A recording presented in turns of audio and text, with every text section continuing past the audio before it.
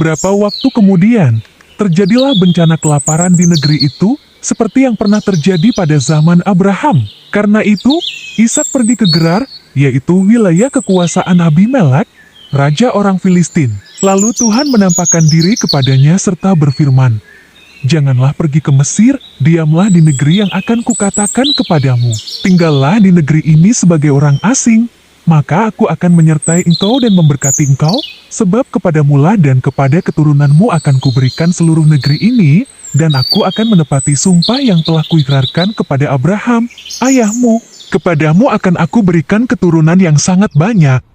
Seperti banyaknya bintang di langit, aku akan memberikan seluruh wilayah ini kepada mereka, dan mereka akan menjadi berkat bagi seluruh bangsa di bumi." Maka tinggallah Ishak di Gerar.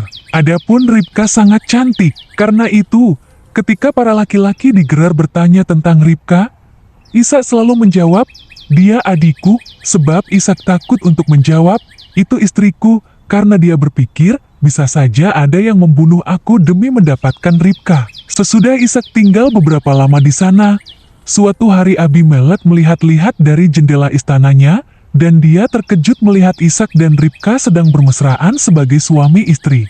Lalu Abimelek memanggil Ishak dan berkata, "Sekarang aku tahu bahwa dia sebenarnya adalah istrimu. Kenapa kamu mengatakan bahwa dia adikmu?" Jawab Ishak, "Karena aku pikir, kalau aku mengaku bahwa Ribka adalah istriku, pasti ada yang akan membunuhku demi mendapatkannya." Kata Abimelek, "Seharusnya kamu tidak melakukan itu kepada kami. Bisa saja salah seorang dari antara kami meniduri istrimu. Kalau sampai itu terjadi, maka kamulah yang menyebabkan seluruh bangsa kami bersalah atas dosa besar."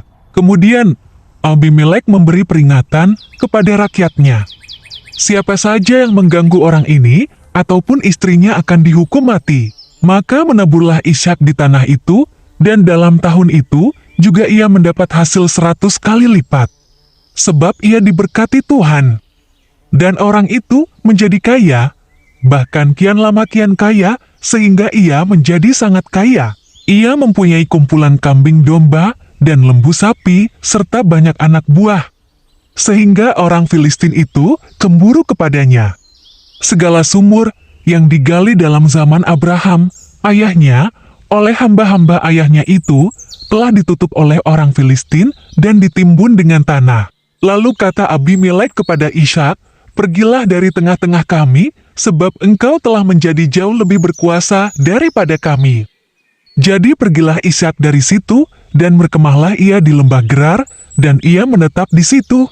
Kemudian Ishak menggali kembali sumur-sumur yang digali dalam zaman Abraham, ayahnya, dan yang telah ditutup oleh orang Filistin sesudah Abraham meninggal. Disebutkannya lah nama sumur-sumur itu menurut nama-nama yang telah diberikan oleh ayahnya. Ketika hamba-hamba Ishak menggali di lembah itu, mereka mendapati di situ mata air yang berbual-bual airnya. Lalu bertengkarlah para gembala Gerar dengan para gembala Ishak. Kata mereka, "Air ini kepunyaan kami." Dan Ishak menamai sumur itu Esek, karena mereka bertengkar dengan dia di sana. Kemudian mereka menggali sumur lain, dan mereka bertengkar juga tentang itu. Maka Ishak menamai sumur itu Sitna. Ia pindah dari situ dan menggali sumur yang lain lagi. Tetapi tentang sumur ini, mereka tidak bertengkar. Sumur ini dinamainya Rehobot, dan ia berkata, "Sekarang Tuhan telah memberikan kelonggaran kepada kita, sehingga kita dapat beranak cucu di negeri ini." Dari situ, ia pergi ke Bersyeba.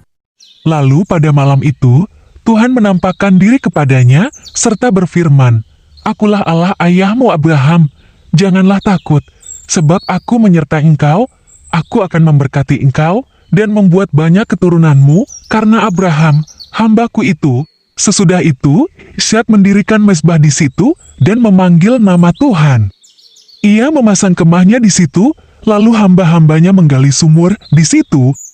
Datanglah Abimelek dari Gerar mendapatkannya, bersama-sama dengan Ahuzat, sahabatnya, dan Pihol, kepala pasukannya. Tetapi kata Ishak kepada mereka, "Mengapa kamu datang mendapatkan aku? Bukankah kamu benci kepadaku, dan telah menyuruh aku keluar dari tanahmu?" Jawab mereka, "Kami telah melihat sendiri, bahwa Tuhan menyertai engkau?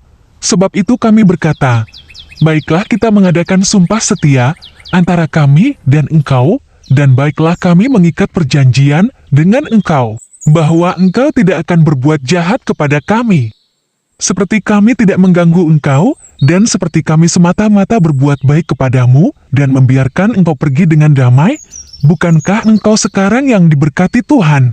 Kemudian Ishak mengadakan perjamuan bagi mereka. Lalu mereka makan dan minum. Keesokan harinya pagi-pagi bersumpah-sumpahanlah mereka, kemudian Ishak melepas mereka, dan mereka meninggalkan dia dengan damai. Pada hari itu datanglah hamba-hamba Ishak memberitahukan kepadanya tentang sumur yang telah digali mereka, serta berkata kepadanya, kami telah mendapat air. Lalu dinamainyalah sumur itu Sheba, sebab itu nama kota itu adalah Bersheba sampai sekarang. Ketika Isa telah berumur 40 tahun, ia mengambil Yudit, anak Beri orang Het, dan Basmat, anak Elon orang Het, menjadi istrinya. Kedua perempuan itu menimbulkan kepedihan hati bagi Ishak dan bagi Ribka.